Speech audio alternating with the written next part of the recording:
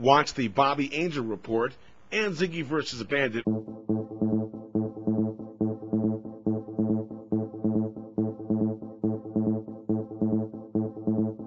What's up, my Mile High homies, and welcome back to the Denver Dan Show. Let's get right to it. The Denver Broncos have opened up camp, and they will begin their march to the Super Bowl. We've put our football futures in the hands of the great football genius Mike Shanahan. Hopefully he will lead us to the land of the Lombardi Trophy and bring pride back to the orange and blue.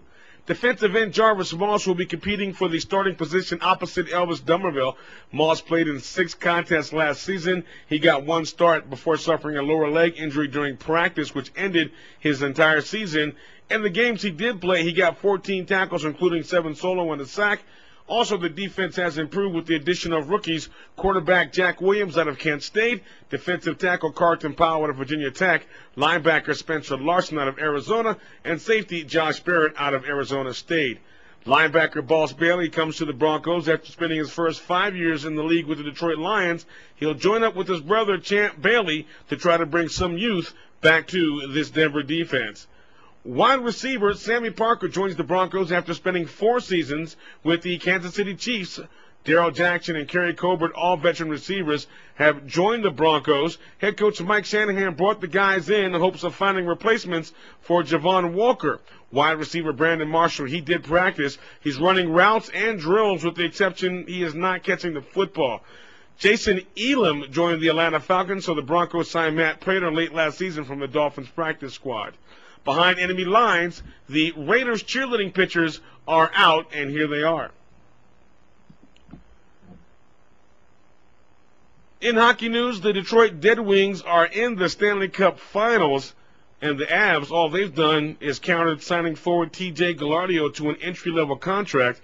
He's one of Colorado's 3 second-round picks in the 2007 draft. He spent the season with the Calgary Hitmen of the Western Hockey League. He's a 19-year-old kid who finished second among WHL rookies in Calgary in assists and finished 4th on the team in points.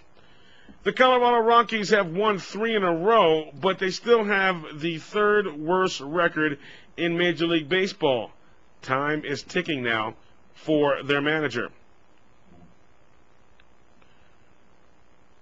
The Denver Nuggets, there's a lot of talk now around the Mile High City about trading Olympian, All-Star, and future Hall of Famer Carmelo Anthony. Now, that is not only the dumbest thing I've ever heard, but would be a big mistake for the Nuggets. By the time the season starts, Olympic champion Carmelo will be back on top of his game, and the pieces will need to be in place here in Denver so that we can get ready to run the West. Here's the trade again that needs to be made. The Nets give up Harrington and Harris. We'll send them Camby and Kleza. The Knicks will send us Crawford and Curry for J.R. Smith and Kenyon Martin. We will sign Mutombo or Olowokandi. We also could sign Sweetney or Troy Hudson.